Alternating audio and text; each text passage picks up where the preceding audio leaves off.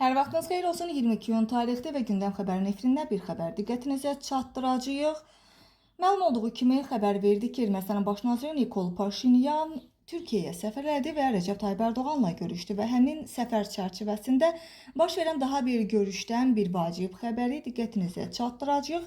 Ermənistanın baş naziri Nikol Paşinyan İstanbulda erməni icması ilə görüşüb və görüş zamanı Türkiyənin Turan ideyasına münasibət bildirərkən Erməni cəmiyyətində bu məsələyə olan sərt yanaşmanı tənqid edib. Ermənistan mediası bu barədə xəbər verir. Ermənilərin panikaya düşməsini başa düşmürəm. Türkiyənin məqsədi Turandır. Bəs nə olsun? Onlar Ermənistan ərazisindən keçmək istəyirlər, qoy keçsinlər. Bu pis bir şeydirmi?